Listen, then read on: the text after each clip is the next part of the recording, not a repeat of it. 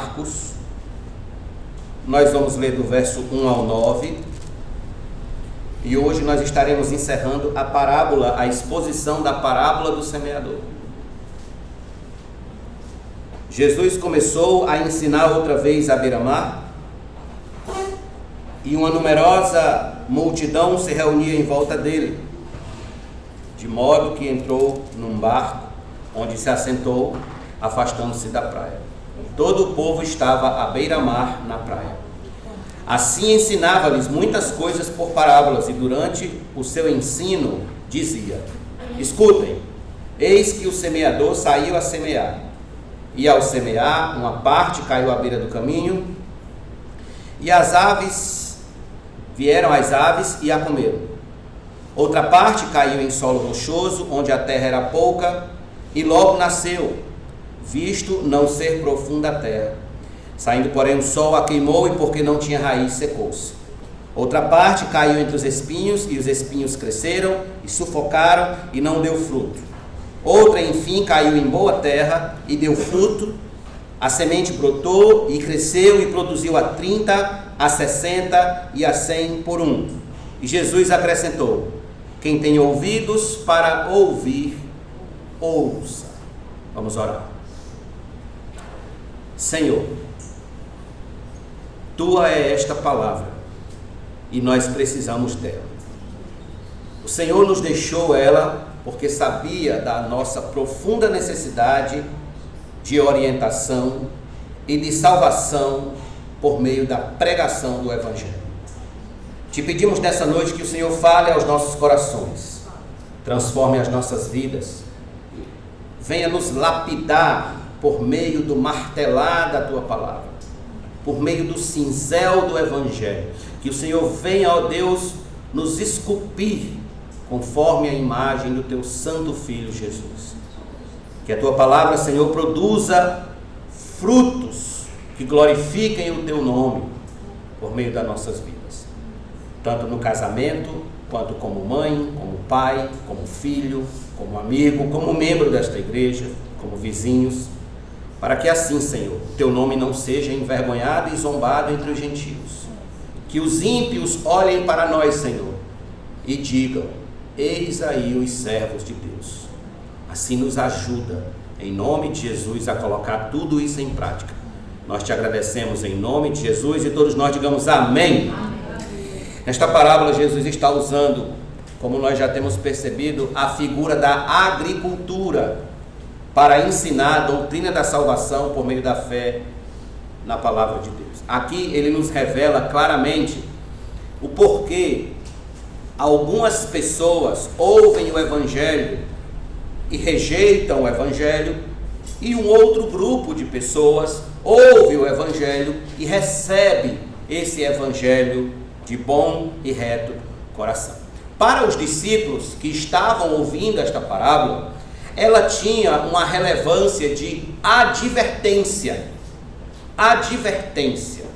a fim de que eles não concebessem uma ideia errada sobre o que significa ser salvo na pessoa de Cristo, e assim perseverassem na fé até o fim de suas vidas.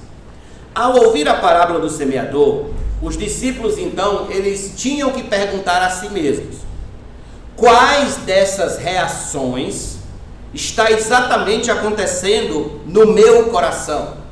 Quando eu escuto Jesus pregar o Evangelho, o que acontece com esse Evangelho dentro de mim, dentro da minha alma, dentro do meu ser? Que resposta eu dou a esse Evangelho? Pois bem, estudar essas reações nos levam a ter alguns cuidados significativos para não perdermos o Evangelho implantado em nós. Quais são esses cuidados? Nós já falamos 3. O primeiro, contra as astúcias do diabo. O segundo, contra os perigos das provações. O terceiro, que nós falamos domingo passado, contra os prazeres sedutores, enganadores, mentirosos deste mundo. Nós falamos isso no versículo 7.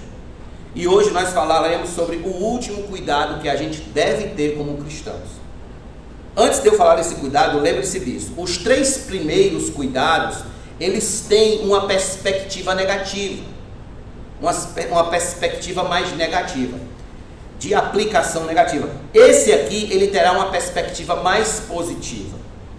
Nos 3 primeiros, nós temos ali explicado o que não devemos fazer. Nesse aqui, no último, nós teremos a explicação daquilo que devemos fazer. Então, em quarto e último lugar, tenha o cuidado de produzir frutos espirituais. Tenha o cuidado de produzir frutos espirituais. Veja comigo o verso de número 8 e 9. O verso 8. Outra, enfim, caiu em boa terra e deu fruto. A semente brotou, cresceu e produziu a 30, a 60 e a 100 por um. Veja o verso de número 20. Os que foram semeados em boa terra são aqueles que ouvem a palavra e a recebem, frutificando a 30, a 60 e a 100 por um. Preste atenção aqui. Aqui está exatamente o grupo de pessoas que venceu o diabo, suportou as provações, venceu as tentações. Então, eles receberam a palavra e frutificaram maravilhosamente. Diante desse último grupo de pessoas, levanta-se o seguinte questionamento: por que, pastor, somente esse grupo frutificou e os outros e os demais não? Por que só esse frutificou? Por que que de 4 lances de sementes, apenas uma pegou e as outras não?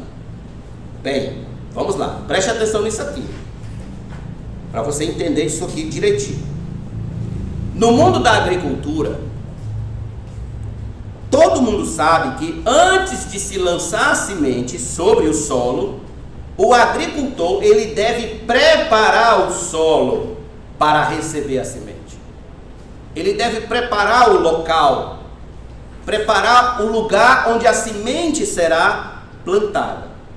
Quando o terreno já está preparado, o agricultor então lança a semente com toda a segurança de que fez o que se devia fazer para se ter uma boa colheita. Então, nenhum agricultor ele tem a intenção de lançar uma semente onde ela vai se perder. Não, nenhum. Mas em um lugar onde ela frutifique. Certo? Claro que a semente, como nós vimos nessa parábola, ela pode cair à beira do caminho, ela pode cair nas pedras, pode cair entre os espinhos, mas a intenção do agricultor foi de que a semente caísse no lugar que ele preparou para que ela crescesse. Pois bem, irmãos, no Evangelho de João, capítulo 15, versículo 1, João diz que Deus, o Pai, é o agricultor. Os corações onde o Evangelho frutificou são exatamente os lugares onde Deus tornou esses corações receptivos à palavra. Entende isso aqui? Os lugares onde a semente brotou e frutificou foram os corações onde o agricultor celeste, onde Deus preparou para que ali se frutificasse. Aqui nós temos o que os estudiosos chamam de monergismo. Anote essa palavra, monergismo. Ou seja, monergismo significa que Deus age primeiro no coração do homem, prepara o terreno, regenera o coração do homem e da mulher, tornando o coração do homem disposto a receber a palavra. O risco aqui é o seguinte, veja, quando a gente lê essa parábola.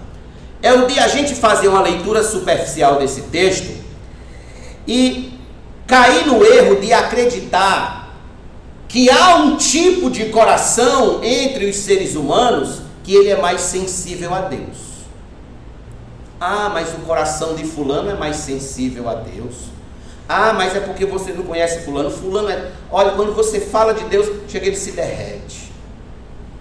Então, a gente pode cair nesse erro de achar que uns são mais sensíveis a Deus e outros não, porque já nasceram assim. Errado. Todos nascemos com o coração endurecido, empedernido, petrificado, rebelde contra Deus, odiando Deus, amando o pecado, amando as trevas, amando tudo que não presta. Nós já nascemos com o nosso coração assim. Essa é a nossa realidade desde a infância. O coração do homem já vem assim sobre esta terra. Deus é quem, em sua misericórdia, começa o trabalho de transformação do coração do homem, tornando o coração do homem, antes endurecido no pecado, antes amante das trevas, antes amante das obras da carne, agora sensível à sua palavra, sensível ao seu evangelho e receptível à sua soberana vontade. O apóstolo Paulo, ele fez um esforço de registrar 2 vezes esse princípio que eu estou falando a vocês, que é o chamado, que eu pedi para vocês anotarem, monergismo. É quando Deus age, é quando o agricultor, ele prepara a terra para lançar ali a semente. Essa é a ação de Deus. E o apóstolo Paulo, ele se esforçou para nos mostrar como Deus faz isso. Abra sua Bíblia comigo em Filipenses capítulo 1, se você quiser conferir esse texto. Filipenses capítulo número 1, versículo de número 6.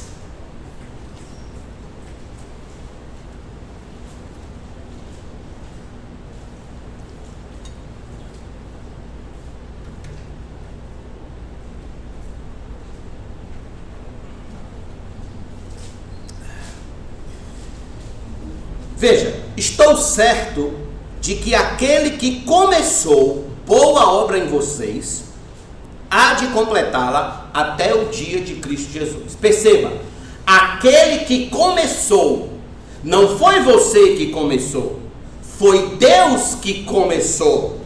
Veja no capítulo 2 de Filipenses, versículo número 13. Porque Deus é quem efetua em vocês, em outra tradução diz vós, tanto o querer como o realizar, segundo a sua boa vontade. Veja, deixa eu explicar isso aqui. Acontece assim, ó. Ali está um homem. Aquele homem não quer saber do evangelho. Aliás, ele odeia o evangelho, ele odeia a igreja, ele odeia pastor, ele odeia culto, ele odeia tudo que se refere ao evangelho.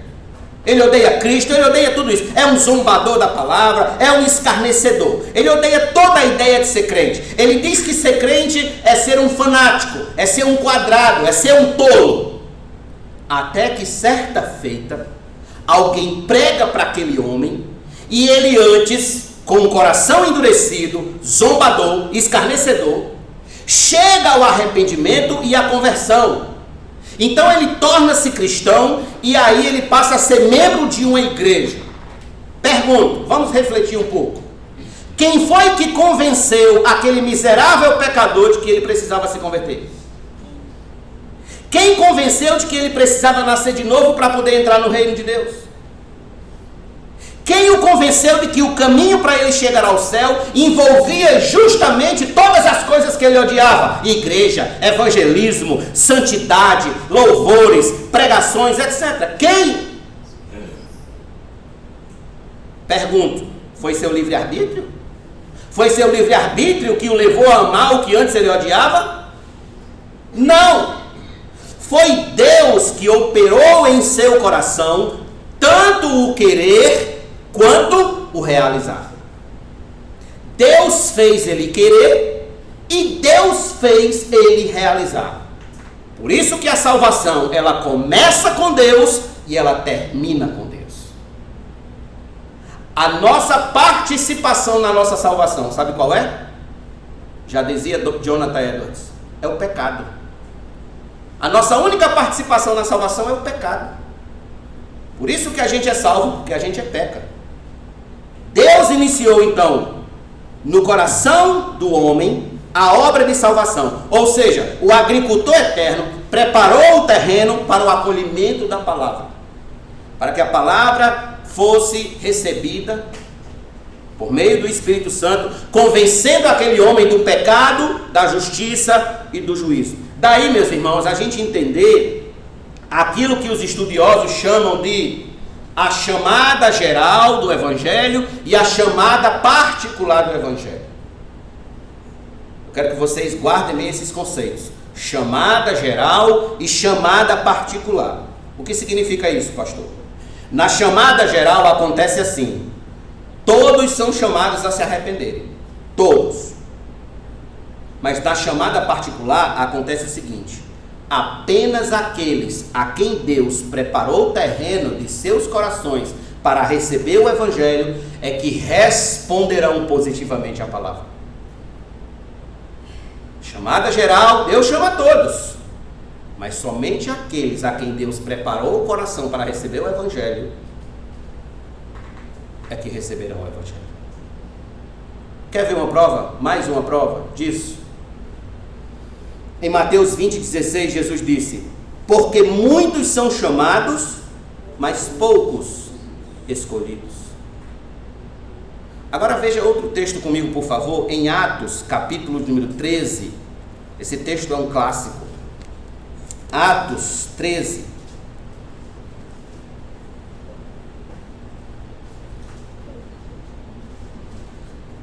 Verso de número 48. Os gentios, ouvindo isto, se alegravam e glorificavam a palavra do Senhor. E creram. Veja, aqui está a ação de Deus. E creram todos os que haviam sido destinados para a vida eterna. Quem foi que creu? Os que haviam sido destinados. Aqueles a quem Deus já preparou o coração para receber o Evangelho. Dois irmãos, gêmeos, nascidos do mesmo ventre, vêm ao mundo. Um crê no Evangelho, morre crente no Evangelho, e o outro morre descrente no Evangelho. O que foi que aconteceu com esses dois homens? É que um Deus destinou para a vida eterna e o outro não. É por isso que você tem 4 lances de sementes. 3 se perdem. Apenas um lance frutifica. Aqui está a resposta, irmãos, porque apenas o último grupo frutificou com o Evangelho implantado neles. É que Deus assim preparou o terreno dos seus corações. Os frutos, preste atenção nisso aqui. Os frutos são exatamente as evidências externas de que um homem experimentou a radical ação de Deus do Evangelho em seu coração. O que são os frutos aqui? Os frutos são as evidências externas de que Deus operou em seu coração.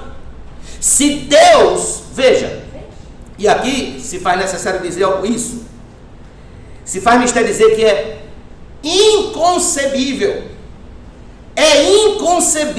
a ideia de um cristão genuíno, de um cristão nascido de novo, de um cristão convertido de verdade, ele ser infrutífero. É inconcebível. Se Deus regenerou você, se Deus lhe fez nascer de novo, se Deus lhe ressuscitou espiritualmente, é inconcebível que você viva uma vida infrutífera para o reino de Deus. É inconcebível. Existe um autor chamado John Blanchard que ele dizia o seguinte: uma pessoa infrutífera não é um cristão que falhou, mas um falso cristão. Em outras palavras, ele nunca foi cristão. Cristão que não produz frutos nunca foi cristão. Se há alguém aqui que se diz cristão, mas não tem frutos, não frutifica, não se esforça em frutificar para o reino de Deus, esse não é cristão. Esses dias eu assisti um vídeo interessante de John Piper, um pastor batista americano, e ele dizia a seguinte reflexão: nós não somos, como cristãos, nós não somos os colhedores de frutos. Nós não fomos chamados para ficar debaixo das árvores colhendo os frutos. Nós somos as árvores. Então essa ideia de que ser cristão, sabe aquele cristão bem acomodadozinho, bem sentadinho no seu banquinho e confortável no seu banquinho, mas não está muito preocupado com o que significa uma vida cristã frutífera? Pronto, esse aí é o colhedor de frutos. O verdadeiro cristão, ele não é colhedor de fruto. O verdadeiro cristão, ele é a árvore. Ele é quem produz o fruto.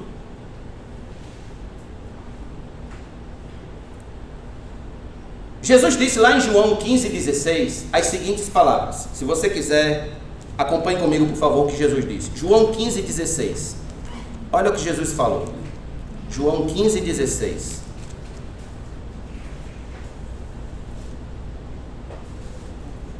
Não foram vocês que me escolheram. Pelo contrário, eu os escolhi e os designei para que vão e deem fruto, e o fruto de vocês permaneçam, a fim de que tudo o que pedirem ao Pai em meu nome, Ele lhes conceda. Observe, veja bem, Jesus está dizendo claramente: vocês foram chamados para dar fruto. Vocês são as árvores. Vocês precisam frutificar.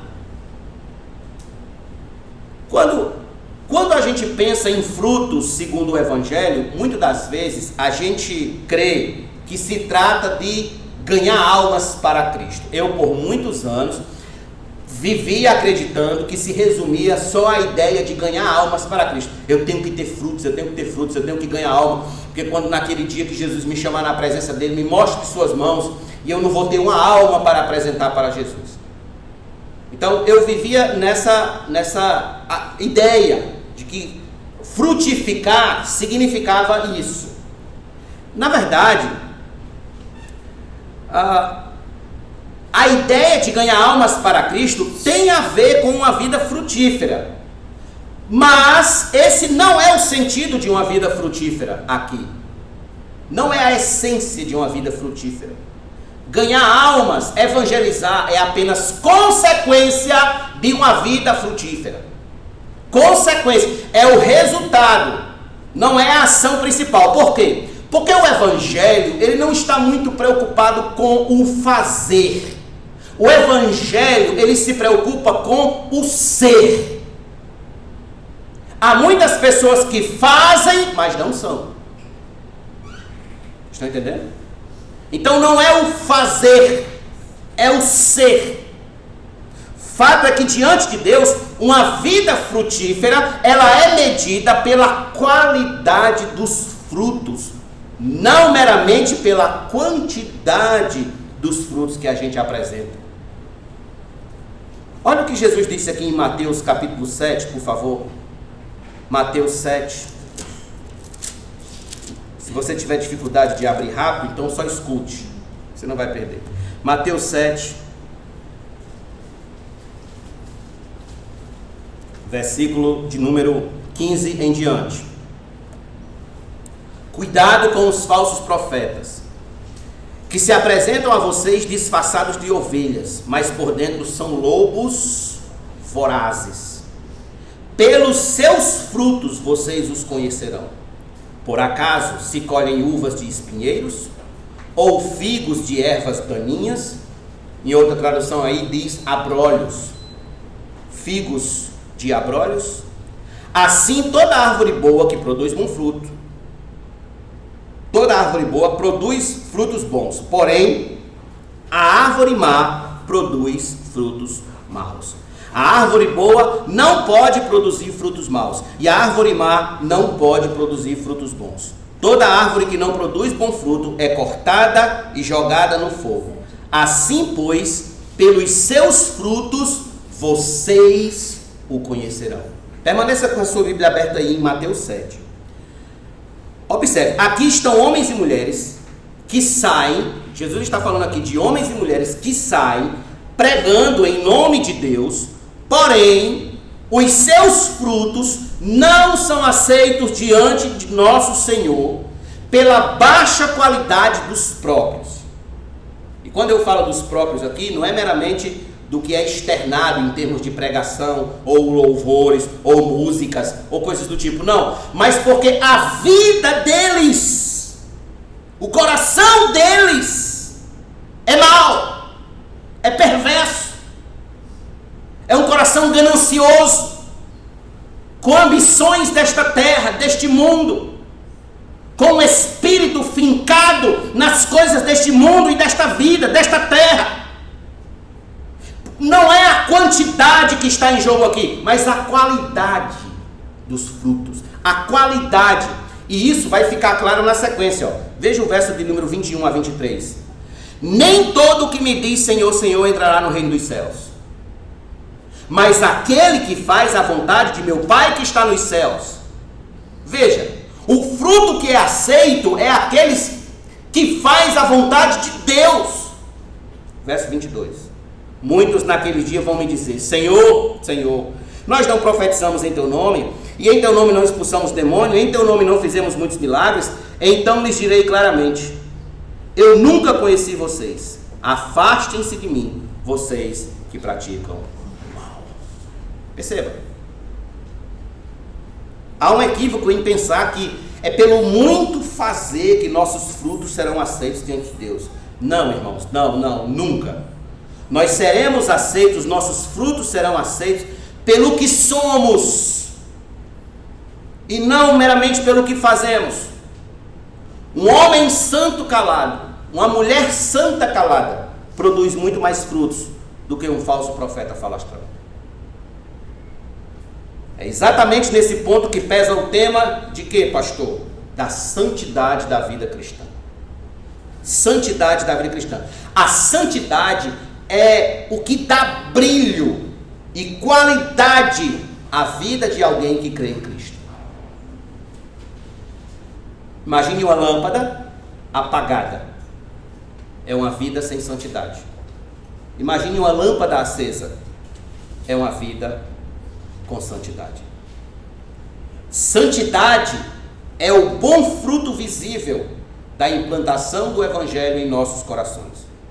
Santidade é a manifestação pública, visível, do fruto do Espírito Santo em todas as partes da nossa vida. Se tornar santo não é virar um pedaço de gesso e botar no altar, não é isso. Se tornar santo não é você virar um pedaço de gesso ou um pedaço de pau e ser colocado no altar, não é isso. Santo é uma palavra que significa separado. Separado, ou seja, o cristão é alguém que é santo, não porque virou um pedaço de gesso, ele é santo porque ele foi separado pelo poder do Evangelho, do poder do pecado, do mundanismo e do diabo. E o meio pelo qual nós podemos saber se um homem é santo ou não, se uma mulher é santa ou não, é observando se ele ou ela obedece à palavra de Deus. Como é que eu sei que fulano é um homem santo, é um homem de Deus, que fulana é uma mulher de Deus, uma mulher santa de Deus? É observando se ela obedece à palavra de Deus. Seus atos, em tudo que ela fizer e que ele fizer, precisam ser coerentes com o padrão de vida que Deus aprova. Seus atos, suas práticas, suas obras precisam estar sempre de acordo com a vontade de Deus revelada na sua palavra. Quer sejam atos públicos, quer sejam atos na sua vida privada. Quando João Batista, irmãos, em Israel, sempre, mesmo eles sendo o povo da aliança, mas sempre houve eles tiveram sempre uma busca no que diz respeito aos profetas, para chegar a uma salvação de um modo muito rápido. Eles queriam sempre um atalho para a salvação. Então, quando João Batista apareceu pregando no deserto, e eles correram para ouvir João Batista, o profeta, João Batista pregou a eles uma mensagem, deixando muito claro quais são as evidências de alguém que realmente foi salvo pelo Evangelho. Quais são, pastor? Quais são essas evidências? Abra sua Bíblia comigo em Lucas, capítulo 3. Lucas, Evangelho de Lucas, capítulo 3. E veja comigo aqui o verso de número 7 a 14. Lucas 3, do 7 ao 14. Olha que a pregação de João não tinha nada a ver com essa pregação manhosa, melosa dos dias de hoje. A pregação de João era uma pregação firme, forte. João não brincava de ser pregador. Então ele disse o seguinte, veja, versículo 7. João dizia às multidões que saíam para ser batizadas: raça de víboras, quem deu a entender que vocês podem fugir da ira vindoura? Já pensou se eu começasse pregando aqui no começo do sermão, já dissesse isso para vocês? Eu acho que no próximo domingo tinha eu e eu aqui. Veja o versículo 8. Produzam frutos dignos de arrependimento, e não comecem a dizer uns aos outros: temos por pai Abraão.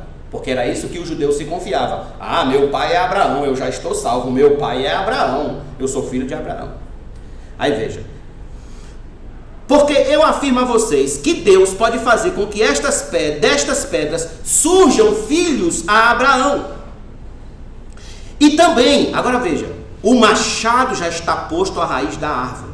Portanto, toda árvore que não produz bom fruto é cortada e lançada ao fogo.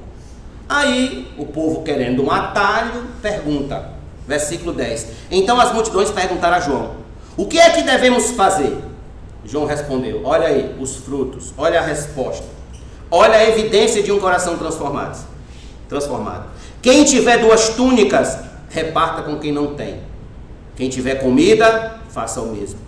Também alguns publicanos chegaram para ser batizados e perguntaram a João: mestre, o que devemos fazer? Ele respondeu: não cobrem mais do que o estipulado.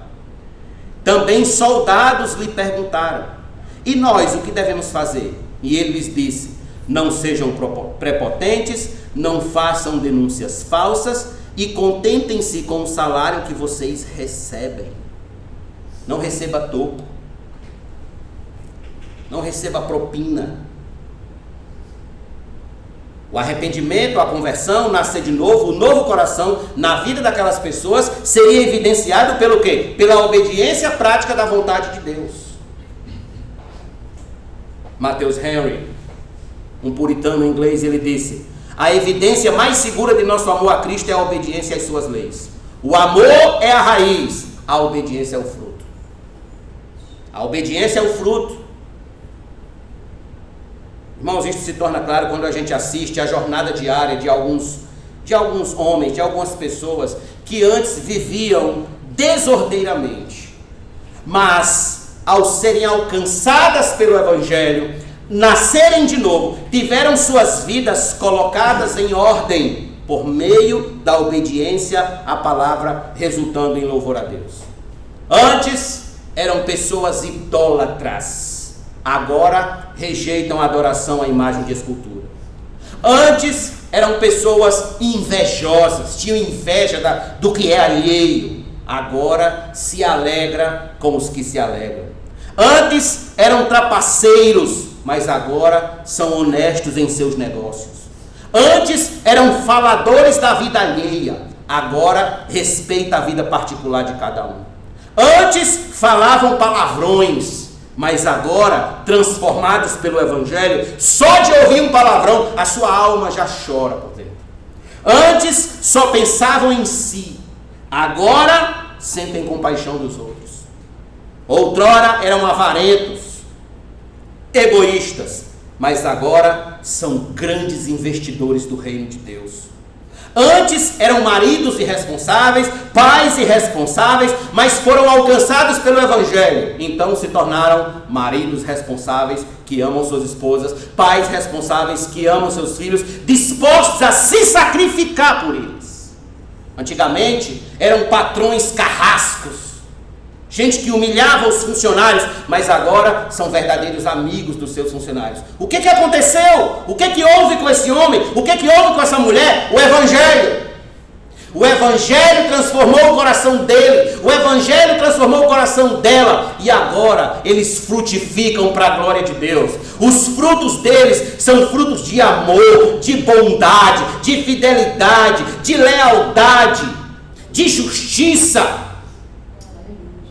São frutos de misericórdia. Portanto, irmãos, a evidência inegável de que o homem nasceu de novo é o fruto da obediência. Obedece a palavra de Deus? Porque o mundo, não sei se já aconteceu com vocês, mas já aconteceu comigo. O mundo tenta desqualificar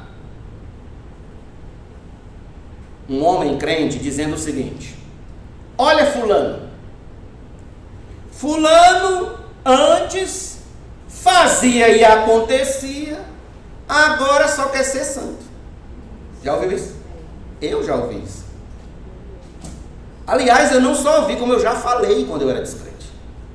Fulano pintava e bordava, agora diz que está salvo. Isso é uma tentativa de desqualificar o poder do Evangelho na transformação do homem. Irmãos, é exatamente aqui onde repousa a beleza e a glória do Evangelho. É que ele transforma homens pecadores em santos, perdidos em salvos. Jesus deixou bem claro que não veio chamar justo ao arrependimento, ele veio chamar pecadores.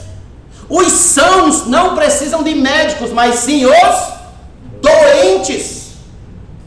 Quem vai a uma UPA não é quem está com saúde, cheio de saúde, sobrando saúde. Quem vai a uma UPA é quem está doente. Olha para si e diz: preciso ir ao médico. Sabe quem é que é salvo? Aquele homem que olha para si e diz: preciso de um Salvador, preciso de Cristo.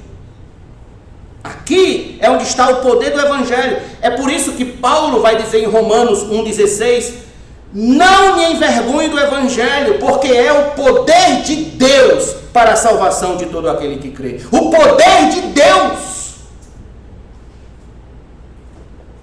Conheci um homem lá no meu bairro, que ele era daqueles mesmo alcoólatras doente mesmo, aqueles mesmo esponjinha mesmo, como se fala. Bebia muito. Ele bebia, acordava para beber e bebia para dormir. A família dele era um desastre. O lar dele era um desastre. A esposa, coitada, vivia à base de Rivotril o tempo todo. Os filhos se desencaminhando no mal. Mas a esposa dele continuou orando por ele, lá na igreja que a gente congregava.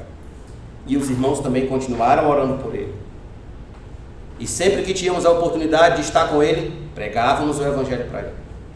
Até que certa feita, ele apareceu no domingo à noite lá na igreja. Apareceu no domingo à noite como quem não quer nada, veio, ficou por ali, participou do culto e foi para casa.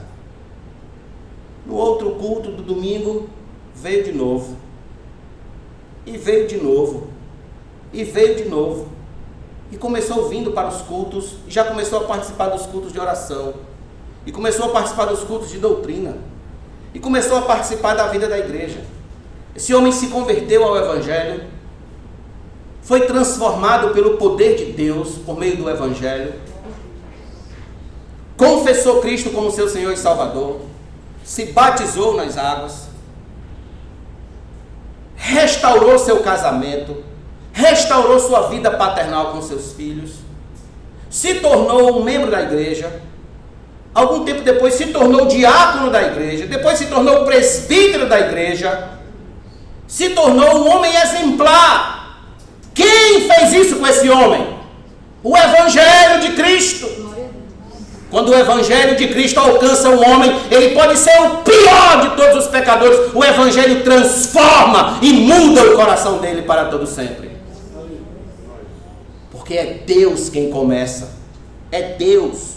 Por isso, pai que me ouve hoje à noite, não perca a esperança. O Evangelho pode transformar aquele filho rebelde.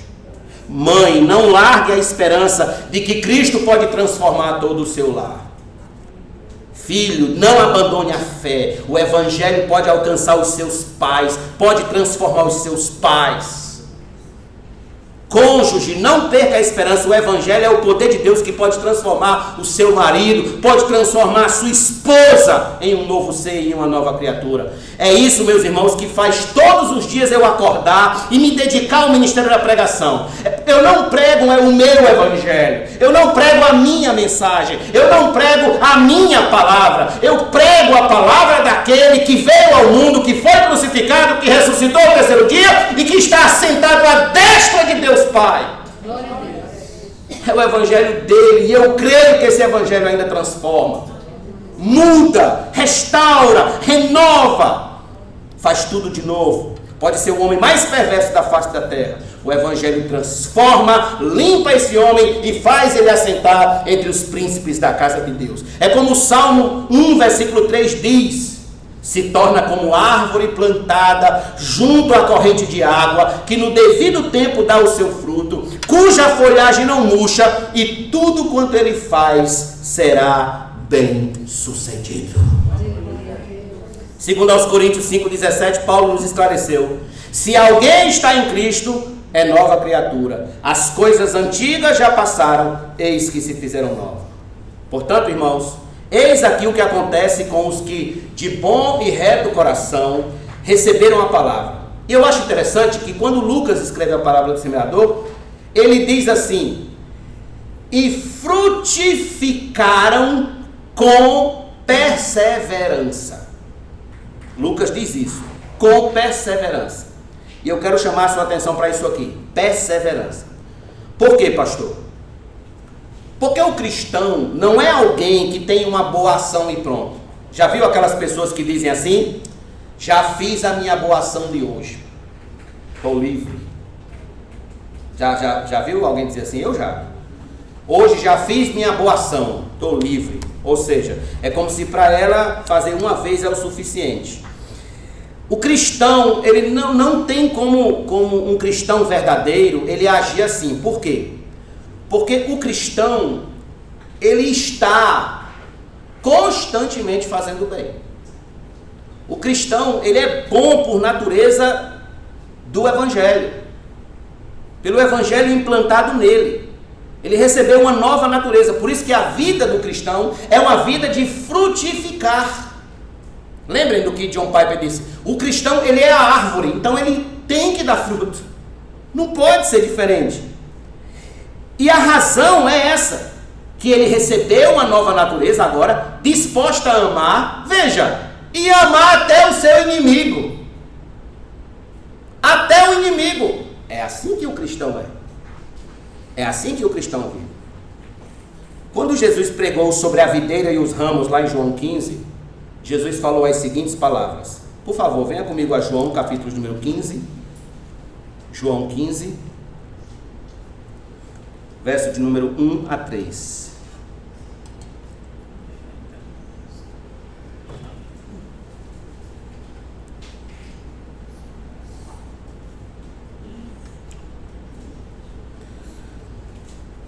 Eu sou a videira verdadeira, e o meu pai é o que cuida da vinha, é o agricultor. Todo ramo que estando em mim não der fruto, ele o corta, e todo o que dá fruto, ele limpa, para que produza mais fruto ainda. Vocês já estão limpos por causa da palavra que eles tenham falado. Veja o verso 8.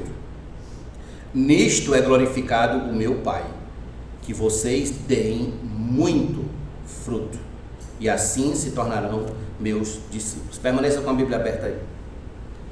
É importante frisar que não basta apenas frutificar uma vez e pronto.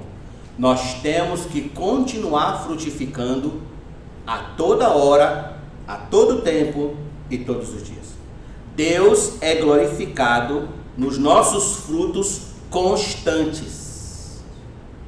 Constantes. O ramo que frutifica, o Pai limpa para que produza mais fruto. E qual é o instrumento que o Pai usa para limpar? A palavra. Vós já estáis limpos pela palavra. O ramo, porém, que não frutifica, é cortado e lançado no fogo. Lembra do que João Batista disse? O machado já está posto à raiz das árvores. A que não der fruto, bom fruto, é cortada e lançada no fogo. Mais uma vez, Jesus está advertindo seus discípulos a fazer uma análise profunda, sincera de suas vidas. E nós também devemos fazer essa análise, irmãos. Devemos fazer sinceramente essa análise de como andam os frutos do Evangelho em nossas vidas. Como andam? Temos nós, porventura, frutificado perseverantemente em obediência e santidade a Deus? Temos nós frutificado com perseverança dentro da igreja, do lar, do meu emprego, da minha faculdade, da minha vizinhança, dos meus negócios, da sociedade em geral? Tenho eu frutificado?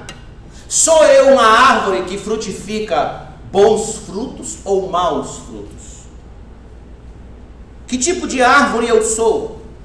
Se você hoje for chamado no céu para prestar conta de seus frutos, quais são os seus frutos? Será se essa frieza no seu coração, de não orar mais, de não ler mais a Bíblia, de não ter mais interesse em estar na igreja em todos os cultos, de não ter mais vontade de jejuar,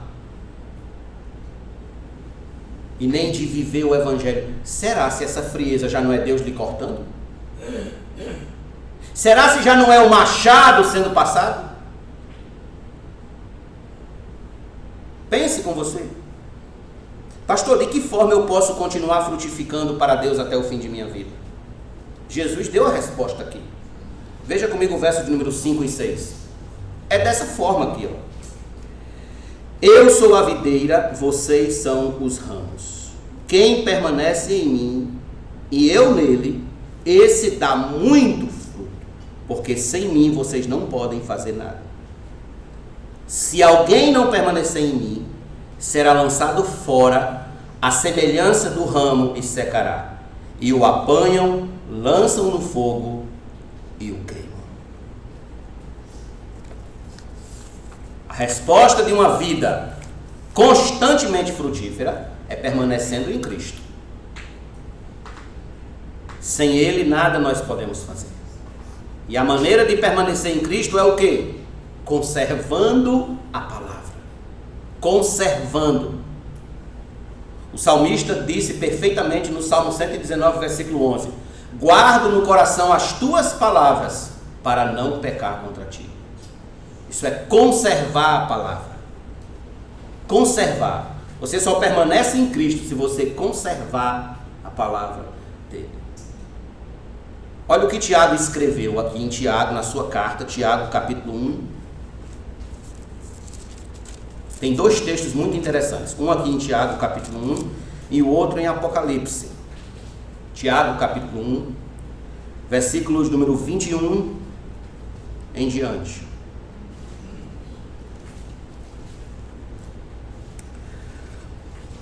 Tiago fica próximo a Hebreus. Se você vier de Apocalipse, você acha mais rápido. Fica antes de Hebreus.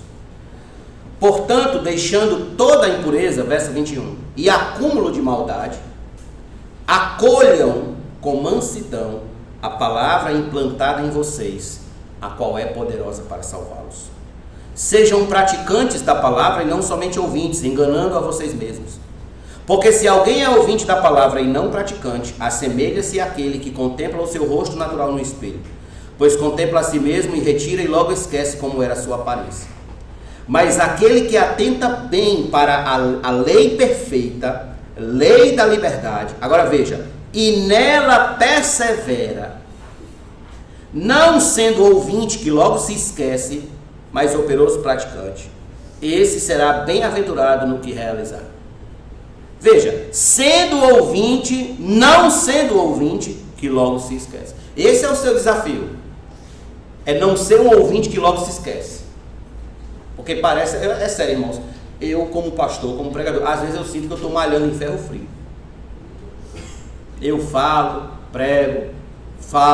prego, mas algumas pessoas, elas são exatamente isso aqui que o Tiago falou. Elas são ouvintes que logo esquecem. Entra no ouvido, sai no outro, e a vida segue num carrossel sem freio. E isso é muito perigoso, por quê? Escute bem, vocês que estão me ouvindo hoje à noite aqui. Se vocês estão ouvindo tudo isso aqui e vocês não colocarem em prática, vocês deram a viagem perdida hoje à noite aqui. Era melhor ter ficado em casa assistindo o Faustão. Porque se você não colocar isso aqui em prática, não adiantou de nada. Tiago acabou de dizer aqui, ó, versículo 22. Sejam praticantes da palavra e não somente ouvintes, enganando a vocês mesmos. Você está enganando a si mesmo. Eu tinha um professor na faculdade que quando ele ia aplicar a prova, professor de filosofia do direito, quando ele ia aplicar a prova, ele saía da sala. Ele dizia, ó, tá aqui a prova, distribuía as provas, vão colar,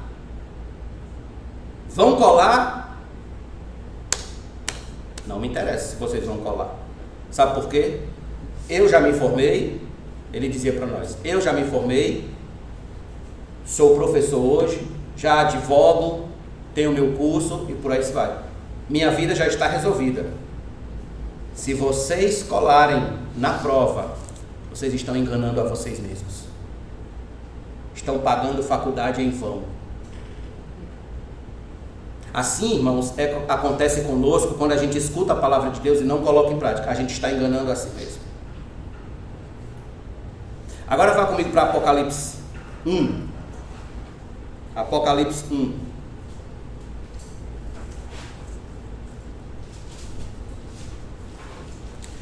Verso de número 3. Bem-aventurado aquele que lê, bem-aventurado aqueles que ouvem as palavras da profecia e guardam. O guardar aqui é exatamente praticar, usar dessa palavra, as coisas nela escritas, pois o tempo está próximo.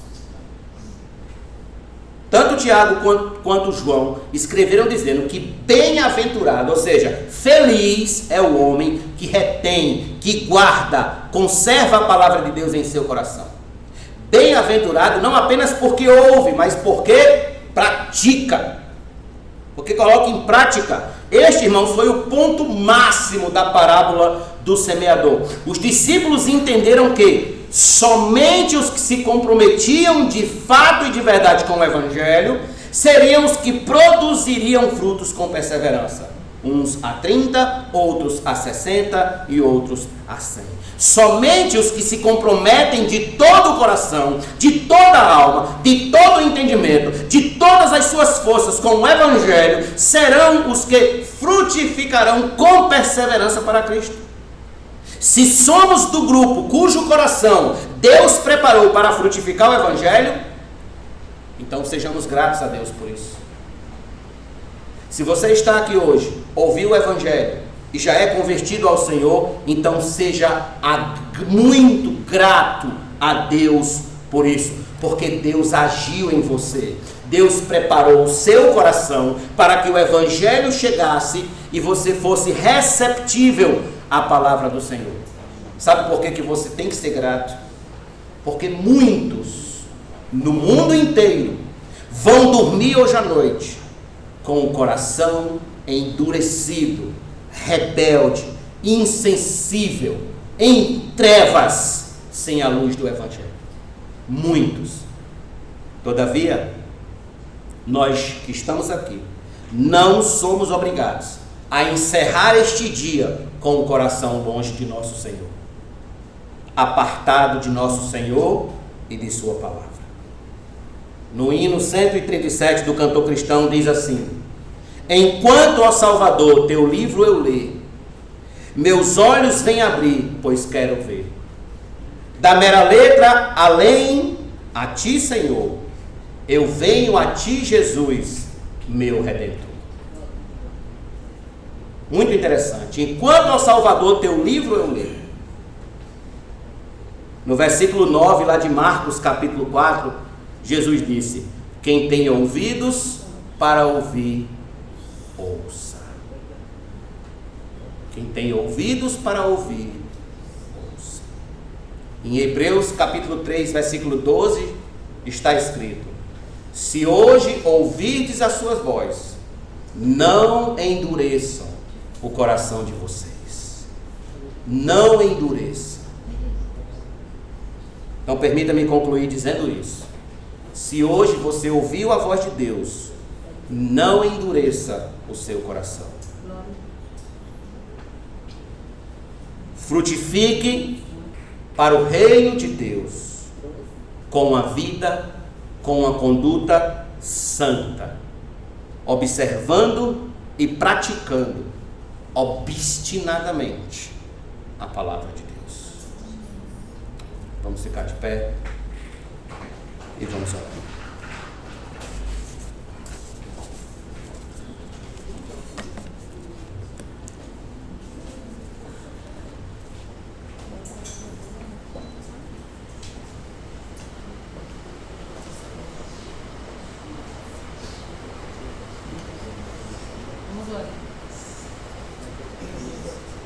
Se você ouviu essa palavra e foi tocado pelo Evangelho em seu coração e quer conversar sobre a sua salvação, no final deste culto nos procure para que a gente possa conversar e orar juntos sobre isso.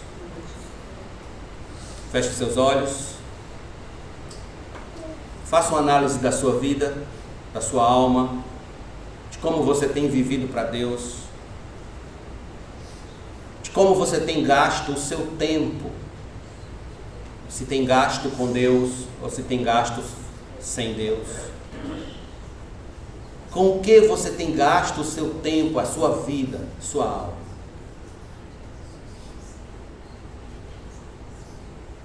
Olhe para o seu coração